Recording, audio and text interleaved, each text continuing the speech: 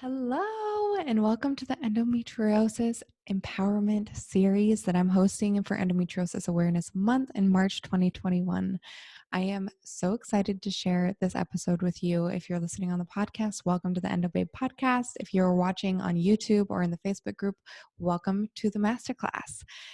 The idea behind this, I want you guys to leave the series in March feeling more empowered in your journey with endometriosis. And so I'm having leaders in different spaces come in and teach to help you feel empowered and to give you tools and tips and tricks to take with yourself, use them in your healing journey, and move forward and learn to live well with endometriosis.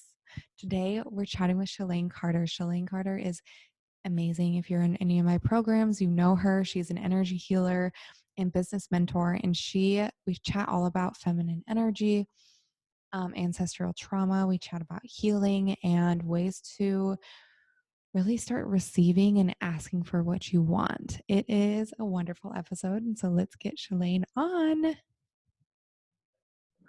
Welcome, Shalane. I'm so excited to have you here. For those of you that don't know, Shalane is an energy healer and mentor, and she's literally like one of my biz besties. We've known each other for the last 2 years, going on 3. Yeah. And she's just one of the most like honest, lighthearted, amazing. Like you get in her energy and you can just like feel how powerful she is. And I'm so grateful that you're here. And we're going to be talking about feminine energy and moving out of your wounded into your empowered feminine today. I'm so excited to have you here. Thank you so much. Those are like such kind words. It always makes you feel so good. You're like, yes, thank you. I love you too. Yes. Well, and I mean, it's true though. Like you're just amazing. And I'm so grateful you're here. Oh, thank you. I'm honored to even be asked and be able to teach and kind of share, because this is something that I think I see so many, just not people who are in business, but just people in general, experiencing over just centuries of repression of this expression of your feminine energy, and the more creative and so I think it gets overshadowed a lot, and so bring that bad boy to the forefront, or bad girl, I should say. Yes, bring her out. Not gender specific, but you know. Yeah, and that's like one of the interesting things that I feel about like feminine and masculine energies is, right, like everybody has that, but most people associate the feminine with the woman and the masculine with the man, but we both have both energies, and we need to be balanced in order to like thrive, right? Yeah, and so I mean, even just energetically, like we'll just kind of talk about it just a little bit. The masculine energy is more of the foundational kind of doing, achieving. This is a lot of structure. This is when you think of like, time, and when you think of, I need to be here. What makes me feel in kind of control. That is more the masculine energy. Is this this kind of, I don't know how else to, I think the best word to describe it is structural. It's like foundational. Whereas the feminine energy is more of the creative. It is more fluid and spontaneous. This is, and I don't just mean like creative, like painting and stuff like this, but this is like even like ideas and stuff like that, being open-minded and being more, I think, expressive, like freely expressive.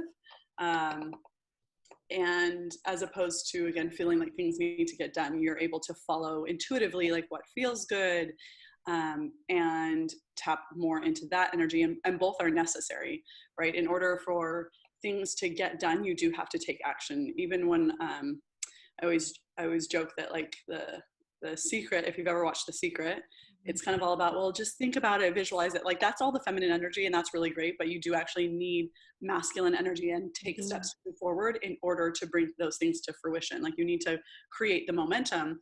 And so the idea and all of that visualization and all of that kind of more emotional is the feminine, but where the momentum comes from is then when you actually take it then into the masculine, and the masculine propels you forward.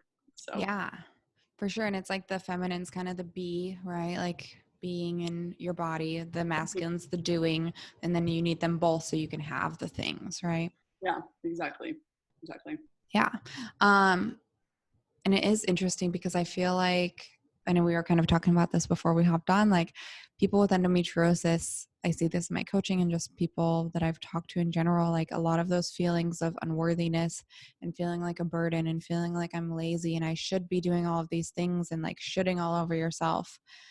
They're so Mm. common with people with endometriosis, right? And you have this like little voice in our heads that kind of dictates the things that we think that we need to be doing, right? And instead of just like being in our body and being who we are and where we are right now. So can you talk on that a little bit? Yeah, and again, we kind of touched base before we Mhm. even hit record because I definitely feel like as I've felt into people's energetic body, endometriosis, from what I've seen and experienced, always stems from a lack of feeling like you can express yourself Yeah. and feel received in that way and feel loved and accepted. So, and the only time, which I think is so ironic, the only time that you did feel worthy and kind of this level of acceptance and love comes from when you're doing things or when you're achieving things. So I find it's funny, it literally is something that brings you to the point where you can't do things and you have to rest. The physical body is always the last manifestation of your energy. So the endometriosis, no matter where it shows up in your body, at some point you have denied things that you have needed, you have denied yourself rest, and you have leaned more into what's expected of you societally or from other people or your job or just kind of others' expectations and put that as a priority as opposed to listening to your body. And it can be little things. It usually starts like very young, right? Like, you know, you're really tired and you want to take a nap. Say you're like, you know, 5, 6, something like that. And you're like, I want to do this or I want to go play. And it's like you were always made to do you were always made to do work first. You were always made to like, no, we don't have, like, we're just going to keep going. We don't have time for a nap today. Like things like that. And you don't realize that the things in which you experience as a child and you view, you're not at the emotional capacity to be able to express, no, my body, like I'm tired, I need a nap. And you're also not in control of your schedule. Yeah. So your parent is like, no, we got shit to do. I don't have time for this. Like, and again, like, I don't have time for you to take care of yourself. Well, what does endometriosis do? It creates the pain and the discomfort to where you do need to take time to take care of yourself. And I think endometriosis, when it shows up physically, is kind of to the point where you haven't been able to feel loved, not just like physically or sexually or anything like that, but actually feel loved and accepted by other humans and people who are important to you. And in turn, you don't feel that way about yourself. And so the body, you know, rejects all of these things. It's often why it shows up in the sex organs and things like that. And so the feeling of intimacy and being loved and cared for is painful. Yeah. And so it's interesting because the body is always so smart, but what we don't realize is if that's the last place that it actually shows you that this has been happening. This has been happening for a long time. You just haven't placed the importance on your emotional body, on your energetic body, on what you're actually feeling, and listen to those things. And instead, you've really placed the focus on, again, like what you need to do, what others think, all of those things. So it really kind of forces you to do those things. It is interesting because that's it's really similar to like the mind body syndrome, Mm-hmm. right? So like that essentially is like emotions that have been repressed and like things that you've been told were wrong for you to express those, right? Or you learned through observing your family members fighting or something, you learned that anger was bad and so you don't express your anger, right? Those things get stored in your body. And that's not to say that all endometriosis pain is from that, right? But it doesn't mean that a portion of it isn't, Right. you know? Well, and even I think too, it's like people think that you need to have this big moment of like that time that I was really shut down and I didn't feel loved. And it's like, no, when you're 3 or 4 or, you know, really young, what your needs are and what you're feeling, you can't articulate and express. You don't actually have the vocabulary to express those needs. So when they aren't met, you can't even articulate that they aren't met. So a lot of these things that you're like, oh, it's this or it's that, or I didn't have, that can't be it. It's like most of the time those experiences live in our subconscious. Most of the time I find it's not things you're aware of. Mm-hmm. So what I do is when I feel into people's bodies and stuff like that can come up, and the images that sometimes surface are really random. I'm like, you're at school, you're very, very small. Like I actually see you on a playground with some friends, and there was, this group that you feel, I was like, you feel very alone, but there's a lot of people. And they're like, think a minute. And they're like, oh my gosh, that is actually something. There was this group of, I always wanted to be kind of accepted, and I never felt, blah, blah, blah. And it's like, it's stuff that, again, is usually not in the forefront, because it takes so long for things like this. Anything that is this like slow, like not a slow burn, but like a slow build, right? It doesn't just come up out of nowhere. But usually by the time it's been, made aware to you and recognized what it is, it's been developing for years. Your whole life. Yeah. And that's some people from literally the womb. Yeah. And so that's what, like, to think you don't have memories of the womb, right? I don't have memories. I think my earliest one, I am maybe 5 or 4-ish. Like I remember little snippets of kindergarten. And again, not huge things, but I don't remember anything in the womb. But again, if your parents were at a space energetically where they were struggling and stuff like that, like we pick up on people's energy. It's the reason why if somebody walks into a room and you're like, oh shit, something's up. Feel them. Like, yeah. Yeah. You feel them. And that's what people don't understand is like, you think about living inside of another person. How would you not be aware of energetically what is going on? And in turn, because you don't have that emotional capacity, absorb some of that yourself. Yeah. Well, and like, that's the interesting thing about energy is like energy cannot be created or destroyed. Right. And so we just transmute it and pass it along to like people, and you can meld it, I guess is the word I want to use. Is that the word? I always say like transmute. Yeah. Just transmute it between different things. And so, I mean, it's exactly that. And I know, we should save this for another podcast, but we should talk about like ancestral trauma at some point, right? Because like it goes back 7 generations, right? Because you were an egg inside of your mother, and she was an egg inside of your grandmother. Yeah. So was an egg inside like of her grandmother, like. Well, and if you think about it, the female, all of their eggs are developed, I believe, by 4 months of gestation.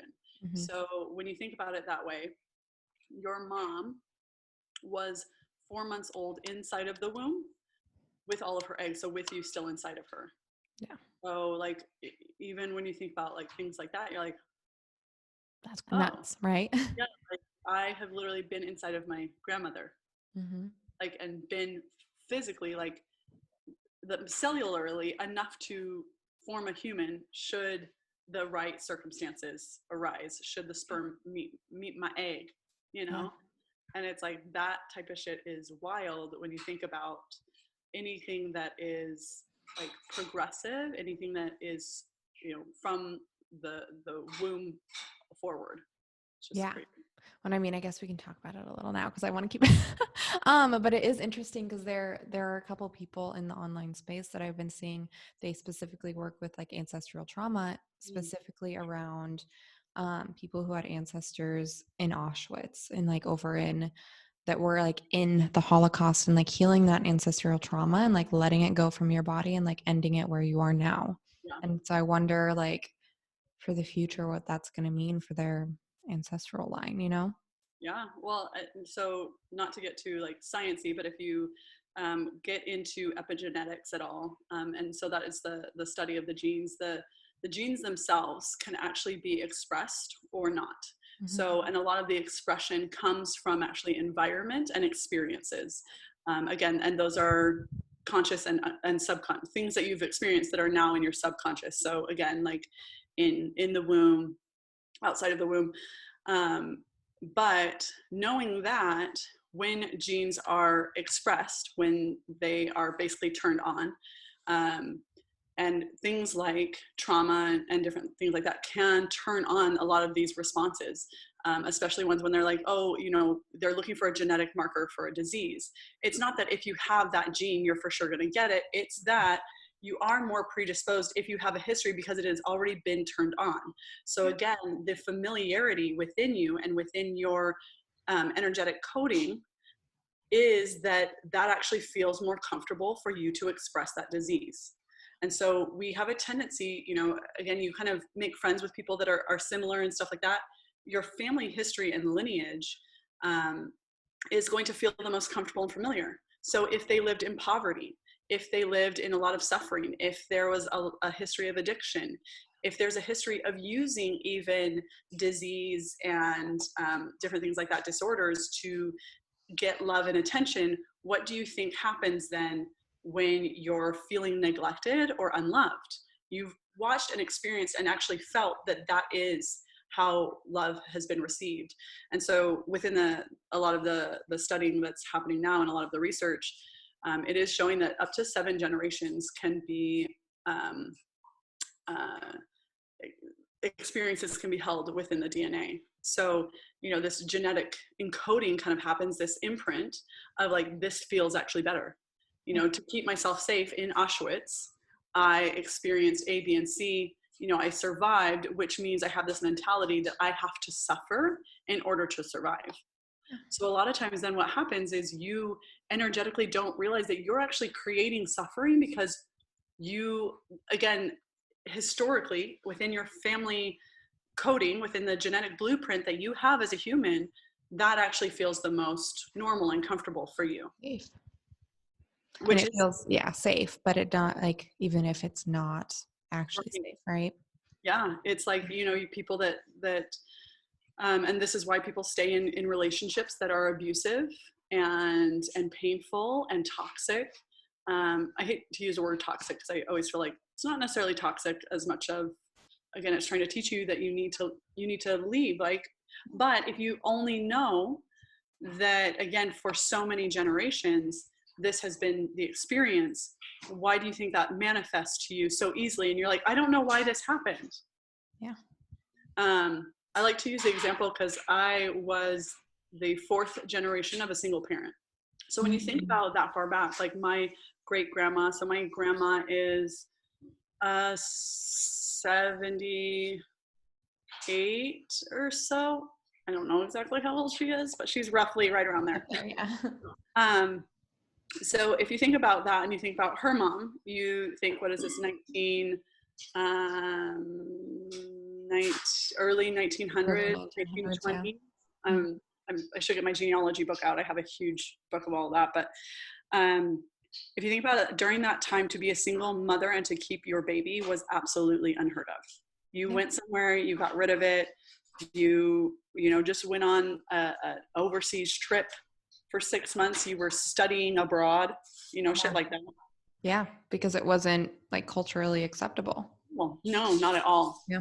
And so it was interesting that for generations, that cycle continued, and it wasn't for lack of trying to find a good partner. It wasn't for lack of, trying to make a go at like a good relationship. For any, for myself, for my mom, for my grandma.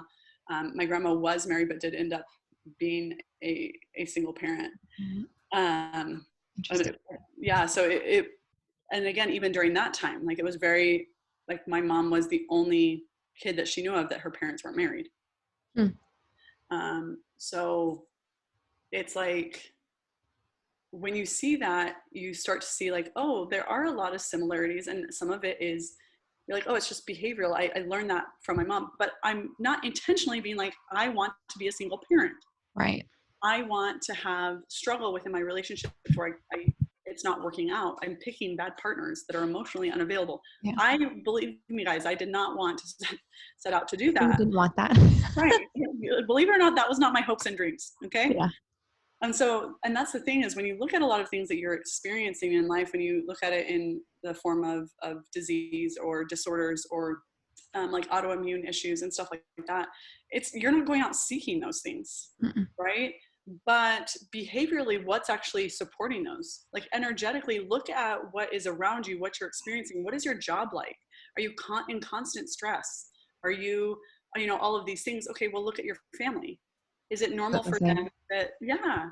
And so when you really start to, that's why I think like looking into your genealogy and your ancestry and your heritage really, um, even when you look at like culturally what's accepted, what's not. Because I recently was speaking to a woman and she's like, we were in a yoga class and she's like, I have no problem crying at the end of a yoga class. She's like, I come here and I cry and it feels so good. I cry here more than I ever do. She's like, I feel bad. I never cry in front of my husband. I can't. I don't know how. Mm. But she is from like an Asian culture where expressing um, feelings like that is a sign of weakness, and you don't share like that with your partner. And so it's not that she can't cry, she obviously can, but she's like, I lack this intimacy and this closeness because I literally cannot make myself, no matter how upset and sad I am, I physically cannot express it at that time. So it always gets repressed. And she's like, it's part of the reason I come to yoga. And I was like, maybe you should tell your husband to just come to yoga class so he can see you cry. She goes, I don't know if it would happen then. I know she probably wouldn't cry then. Right. It is really interesting because so like endometriosis obviously is like passed down through the generations, but there's not an actual, I don't think they've actually found like it's not scientifically proven to be hereditary Mhm. yet, and so like I wonder if it is just like an expression of those genes being expressed. Yeah. um and even like for anybody that's done like 23andMe, right, like you can have that predisposition to have Alzheimer's, like the Alzheimer gene, but that doesn't mean that you're gonna get Alzheimer's. It just means that Right. you have that gene that could be expressed potentially Right. in the future based on like diet, lifestyle, behaviors, like all sorts of different things can express those genes. So it is super interesting to learn about all of this. Well, and even when okay, I do have that gene or I do have that in my history, what are some things that I can do to actually maintain health that Yeah. don't create more stress? So, and that aren't something like a medication or anything like that. Like, because there are actually so many things. Again, our body is always trying to be harmonious, energetically, physically, like it's always actually trying to bring balance. So even structurally, when you injure like your shoulder or something like that, you'll notice your other shoulder will begin to compensate, and you'll actually build up more muscle to compensate for that. Bones will move, everything. So it's like the body is so smart. It's always trying to keep you like that. Yeah. So again, if you're like, I'm not feeling loved, and I have seen that the way to feel love is through, having disease and having people that need to take care of me, I'm going to create that need to bring balance. And Like that's where, subconsciously. yes, and that Yeah. energetic body it's always trying to do that, but it wants to do it the easiest way possible. What's the where it doesn't have to work so hard, because again, it's doing so many things. So if that is something that they're like, okay, perfect. Because the cell itself, like a single cell, its only job is to try and survive and create and nutrients. So when you think about it like that, like how is the cell so damn smart that it knows it's just going to continue to, even if it's become an abnormal cell, right? It's not getting what it needs. My drive to thrive is so strong that it feeds off the host, and this is when they become cancerous. Mm-hmm. Right? So it's like the body again is always just trying to do its job and get its needs met. And so when you think about it that way, in the terms of any like disease or anything that may be physically coming up for you, where is your body really trying to create harmony? It's not always in the physical. It always starts. I know it to always start energetically, but I think most people will identify emotionally first. Oh, yeah. And then once you can bring balance to the emotions that naturally, because emotions are just energy in motion. So when you can bring balance to that and start to feel those things on their own, it's why you have like these random, they're called like spontaneous remissions, where they're like, I don't know what happened. You know, somebody got diagnosed with cancer and they're like, you know what, I want my last days to be fabulous. I want to enjoy my family. I want to see the world. I want to experience the fullness of life. I'm not going to worry about this quite so much. And I'm going to just fill my life with all the things that fill me up. And all of a sudden, people are like, I don't know what happened. It just went away. It disappeared in a matter of weeks. You mean something that takes years to develop, all of a sudden just poof? It's like the body is really just trying to find the quickest way. So if you can help it along by doing these things to take care of yourself and to express your emotions, and really create balance in, you know, and try to always kind of create that balance in your life. If you're not leaning into all of the hustle shit and the people pleasing and all that type of stuff, the body naturally will start to fix itself. Yeah. And so what would you tell somebody, or what would you recommend for somebody? Like, where would you recommend that they start with trying to balance all of that stuff? I feel like for most people, the most predominant things in their life are always work and their intimate relationships. So, and this is like a blanket statement, but begin to get curious. When you go to work, how do you feel about going to work? When you leave, how do you feel? Once you engage with certain people, start to pay attention to actually how things make you feel instead of just pushing through them. Being present in things like even eating, slowing down what you're eating, take a bite, put the fork down, actually taste your fucking food. Yeah. People are so busy watching things, they're watching TV, they're scrolling their phone, they're distracted, they're having conversations at dinner, that they eat way more than they need, and they also don't experience their food at all. So it's like little things like that, and even in your relationships, what things not only trigger you to be angry, because I feel like those are easy to like right away. It's like you're not angry that they didn't start the dishwasher. Why else are you angry? Is you're angry because they told you they were going to do something and then they didn't. So the lack of follow through. This comes back to trust, you know, and dependability and all of those things. It's not the dishwasher. It's actually the feelings behind the dishwasher not being started, or you know, whatever the promise was. Right. So starting to actually look at why things trigger you for the more painful experiences like anger or sadness, but also what things bring you more joy, what things make you feel happier, what things, you know, can you find these moments of gratefulness and sit in that vibration, that experience for longer. And for me, that's always been the practice of yoga. Yoga is not the asanas, it's not the movement. Yoga is actually, you take that feeling. It's why at the end everybody's like, savasana, it's my favorite, right? Yeah. It's because energetically you've released, and it also helps to align your chakras. But that feeling, that's yoga, where you actually feel this sense of serenity and calmness and awareness of both your physical body and your emotional body in tandem. And so can you take that feeling and replicate that throughout your entire day? How long can you hold on to that peace? You know, and not that things aren't going to come up, but you don't allow them to sway you energetically and emotionally so far out that you're stewing. Yeah. You know, or you're not always seeking for these moments of bliss and like, if I was just happier. That creates a lot of constriction and a lot of like glorifying this experience as the end all be all. Yeah. And it's like that moment's fleeting too. The moments of anger and sadness and joy and peace, like those are all fleeting. So instead, always kind of coming back to this more, you know, can you be less rattled, less reactive? And what things do trigger these things? And why are you being triggered by those things? And just like you were saying, getting curious and leaning into that pleasure and that joy. And I mean, even leaning into the anger and the sadness, you know, just like feeling all of those emotions. And I think it takes like a level of emotional intelligence, right? To kind of lean into those more empowered feeling instead of fear. Because I feel like when you're like, I have to be happy all the time, or I am like so triggered, like those are fear reactions almost, don't you think? Well, and even like coming back to the dishwasher, okay, the lack of trust and follow through, a little bit of like, okay, well, I'll just do it all myself. I'm always on my own. That's actually like fear of abandonment, fear that you're going to be left alone, fear that you're going to be back there, you know, doing it again, that you can't find somebody to depend on, you know, fear that your partner doesn't actually love you in the way in which they have said. Their actions don't express it in the same way. Yeah.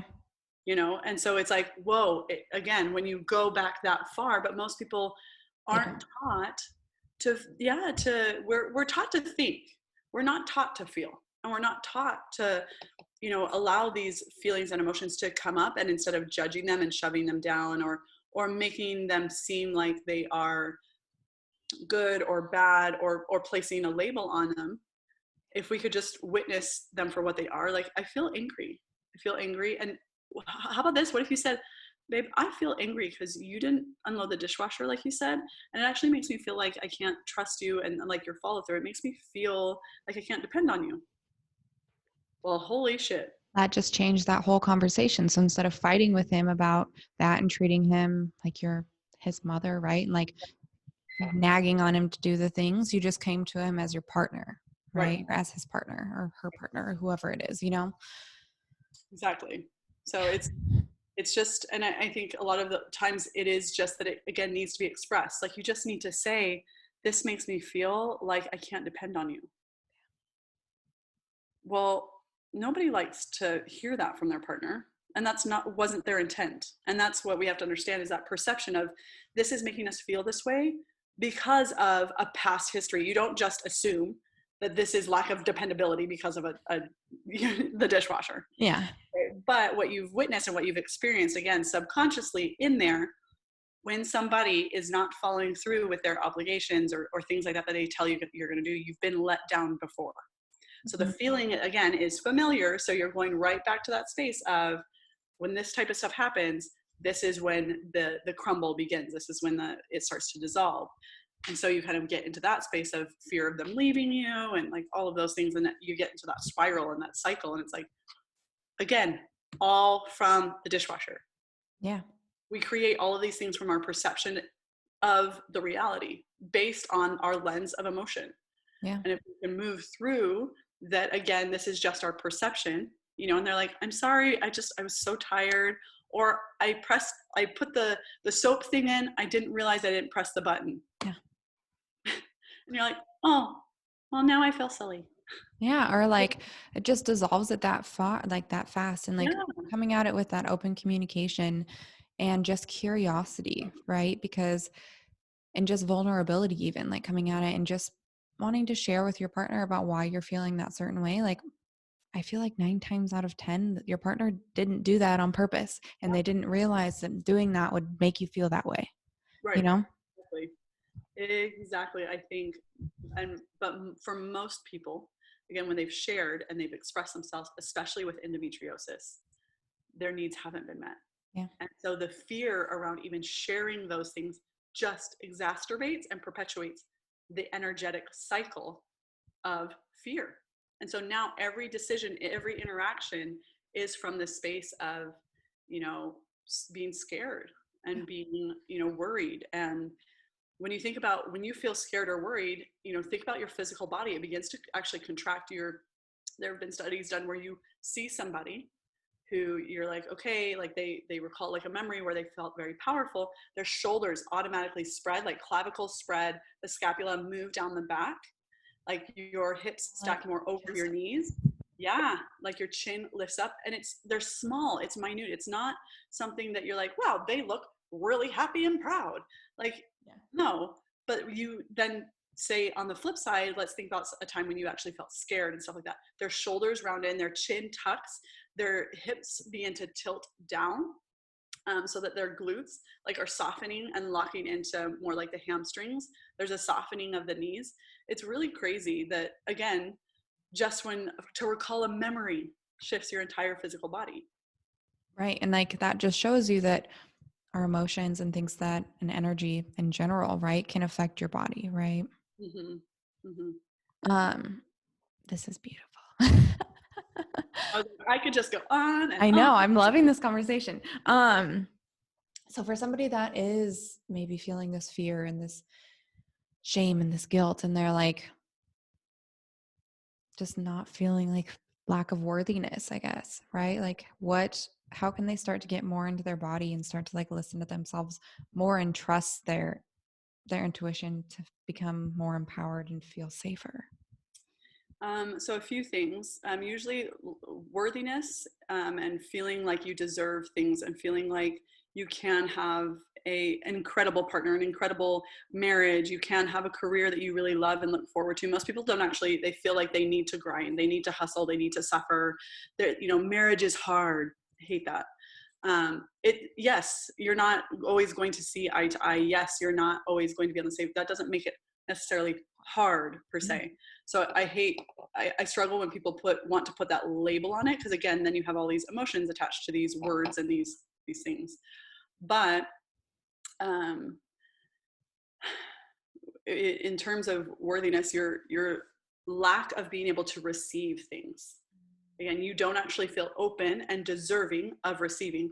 So a few things I always recommend is when people give you compliments, just say thank you. Stop saying, oh, but it has pockets. That's always my favorite one, because girls do it all the time. Thanks, it has pockets. And you're like, okay, I just like the dress. I wasn't like, ooh, those are some nice pockets. Yeah. Like there's something about a pocket on a dress, man. Or, I got it on sale. Why are you devaluing their compliment? Mm-hmm. Just let them give you the stupid compliment. I shouldn't say stupid, but like, just take it. Yeah, just take it. And then another thing is like holding doors. So let people hold doors for you, and don't run to walk through the door. We all do it, like with that like little shimmy, like thanks for holding it. They already knew they were holding the door. They knew how far away you were. Just walk normally through the door. And then don't feel the need to, okay, now that you did this, I should open the next door for you, or I should do that. No, just allow. It's a way in which people show that they are giving and kind and generous, even if it's to strangers. Allow strangers, as well as obviously like people in your intimate circle, to give to you freely. And then I would say another one that I see often is like when people offer to pay, like you go out for coffee, your girlfriend's like, oh, I got it. And you're like, no, let me pay. Let me get half. Let me do the tip. Let me wipe out. No, I got it. Yeah, just let them do it. Okay, cool. You can always make mental note and be like, I want to show them that I love them too. Yeah. I want to give in the way in which they've given, and it has made me feel good. Okay, make a mental note, and you just get the next one. You don't need to make a thing of it. Yeah. I feel like this is huge, especially like with past clients and just people I've talked to in general. Like we're so used to feeling like just straight trash with endometriosis when you're in so much pain. And so you never want anybody in your family to ever feel that way, or anybody in general to ever feel that way. So we tend to bend over backwards for everybody else and give. And then we can't take, right? Yeah. We can't take the compliment. We can't take our spouse or significant other taking care of us. Like we just feel like we need to be doing everything, and the weight of the world is on our shoulders. But leaning into that receiving side of things is going to is how you like balance out your masculine and feminine, Yeah. And you just brought up a really great point, even to ask for help. I am equally as guilty. Like the struggle for me in particular has always been, when I ask for help, I need the follow through to be there. And again, when it's not there, I'm like, well, I'll just do it myself then. But that's not true.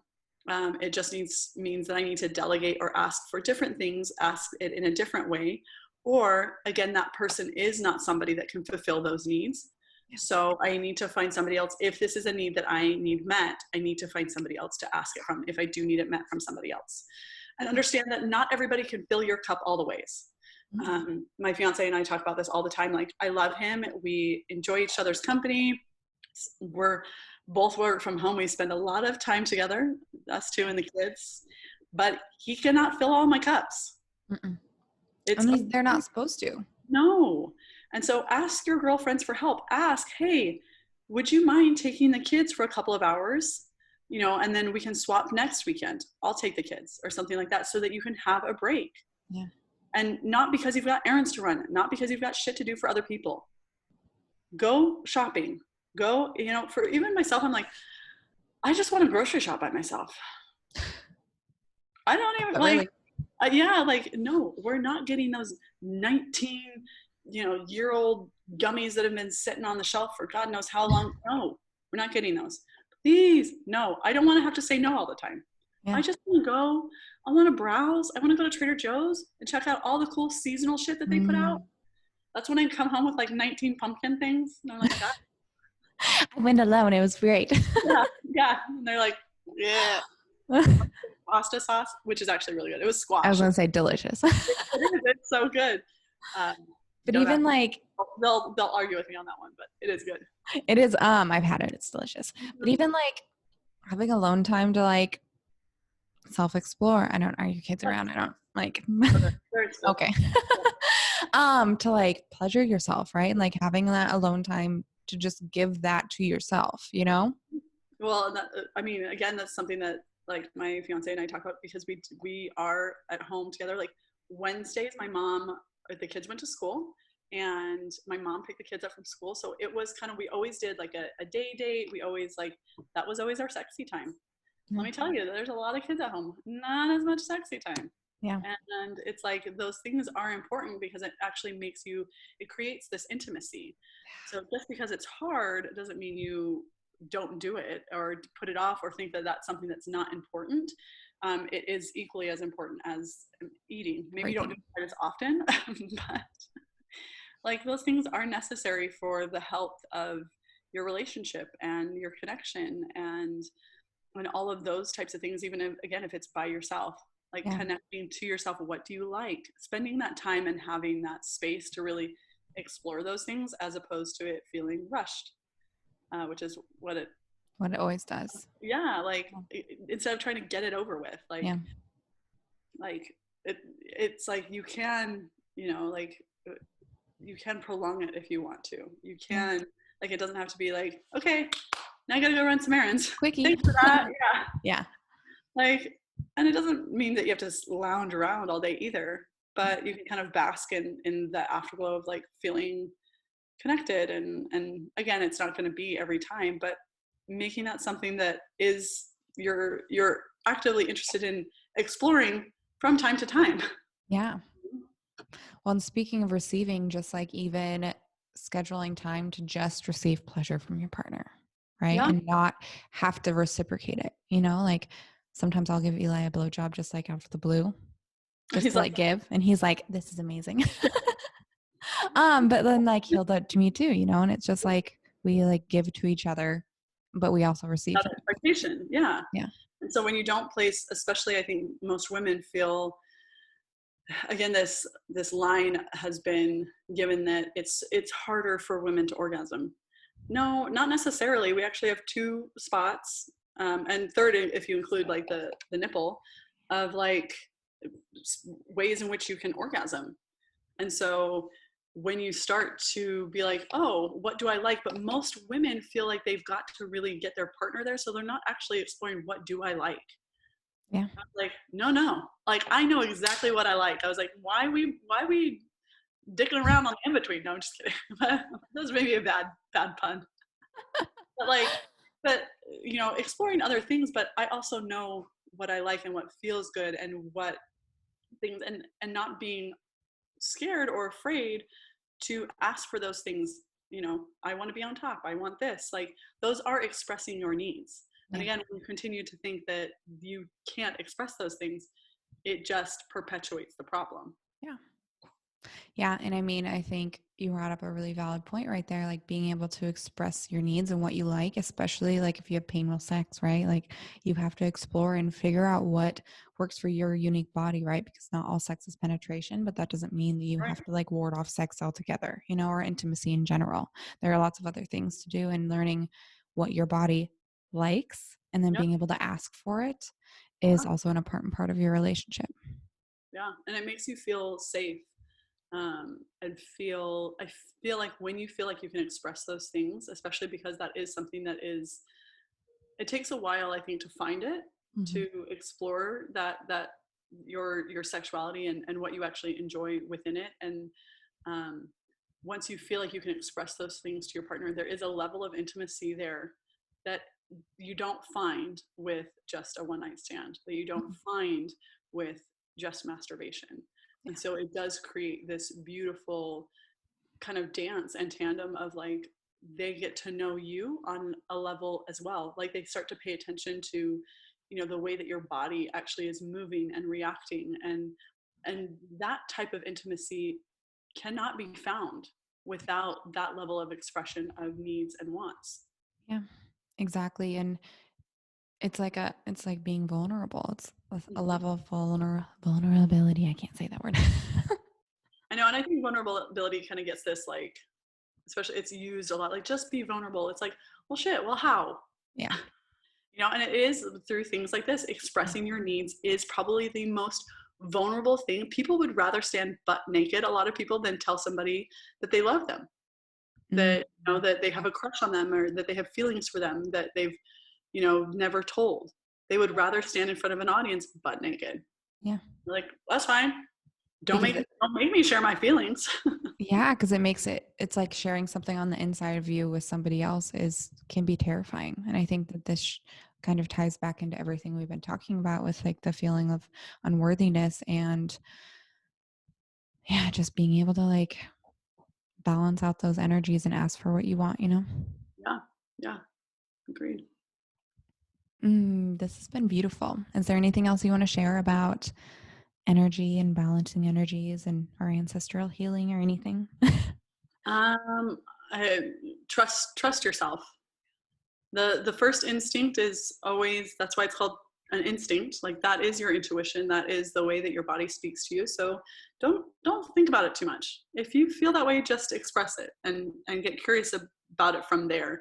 Like don't justify, don't do all of those things. Like it's okay to feel angry. It's okay to just allow yourself to be angry. You know, you don't want to sit in the anger and let that, you know, envelop you, but it's okay to just be seen in being angry. You don't have to hide all those parts of you. Yeah, exactly. And like you just said, that trust in your body and trust in what you're feeling and what you're thinking and trusting like your body is so smart, Hmm. right? Like it's going to tell you everything, which is like another important thing with endometriosis, right? Because being able to trust your body, like the pain that you're feeling is real and don't let any doctor or asshole person like tell you that it's not, you know? Right. And or minimize anything. I would say if you have not already read When the Body Says No, Mm-hmm. by uh, Gabor Mate, I think is who. Mattis, Matey, Mate. Yeah, Mate. Yeah. I was like, I'm gonna butcher it. Here we go. Which it's only 4 letters, so I did that. But it is a wonderful, wonderful book that really teaches a lot about, again, when you are denying yourself and your feelings and um, a lot of people pleasing and kind of always doing for others and not learning to be a receiver. He does a lot of studying and research on chronic illnesses, and specifically personality traits and behavioral patterns that are associated with them. So the book walks through a lot of those things. So if you're curious, I think a little bit more about how emotions are playing into your chronic pain or disease or anything like that, that you have autoimmune, all that stuff, cancer, that's a really great read. It's really, I think, digestible is what I like about it. It's not too sciencey and it's not too woo-woo feeling, right? If you're kind of new to understanding and learning a little bit about energy and stuff like that, there is a lot of science behind it. So I feel like it's a good blend of both. Yeah, that's a great one. Also, The Body Keeps Score is a Yeah, good one. I love that one. And we kind of touched on mind body syndrome a little bit, kind of like the emotions being stored in the body and creating pain, right, to keep you safe. And so there's a great workbook by Dr. Hubner. I think that's how you say it. Unlearn Your Pain is what it's called. And it's just kind of like a workbook to help you unlearn your pain, right? It's exactly what it Just says. like it says. I love when titles are direct. I know. Again, let's not dick around, okay? Let's get straight to Straight to the point. it. Oh man. Oh, well, this was beautiful. Thank you so much for coming on. Thank you for having me. I appreciate it. I always love our conversations and I just love you and your community so much. They're so great. Same, and we love having you here. So thank you for coming on, and we'll see you on the next episode because I'm sure I'll have you back. Yes, so we'll talk about ancestral healing. Yes. Bye. I hope you loved this episode as much as I did. And if you're new to this, welcome to the Endometriosis Empowerment Series for Endo Awareness Month 2021.